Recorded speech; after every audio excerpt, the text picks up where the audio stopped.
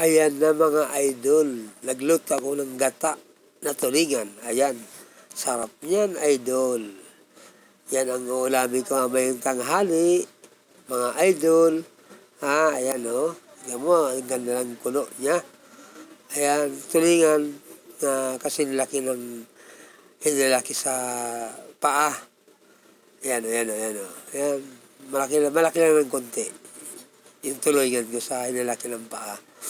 Ayan, masarap yan mga idol. Kakain ako mamaya ng pananghalian yan. Napakasarap yan mga idol. Ayan. O, tiyan mo naman. Gata. Ginataan na tulingan. O, maya na nga. Ayan na ako. Nakapagbihis na. Para mag-umpisa ng trabaho papunta sa aming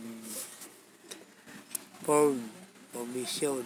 Ayan o. Tingnan ko muna yung itsura ko kung okay man. Pero okay naman yata. Ayan o. Tapos nga tinanggal ko yung aking yung base. Ayan o. Tingnan ko maigi kung ayos ba. Ayos naman yata. Ayan, panoorin nyo o. Oo. Kaliwat kanan. Ito na nga guys. Andito na ako dito sa aking duty. Ayan o. Yung laki-laki ng building na yan, guys, mga idol. Laki-laki. Ayan. Nagsuot naman ang aking sombrero. Ayan. Pero, ayan, susot ko rin yung aking, ayan, yung meron nga para sa akin ng talon dito. Ayan o, kinakausap ako. Ayan. Nag-uusap kami. Ayan o. Ay, sus mga idol. Ayan, hawak-hawak ko na nga yung aking base na TTMD.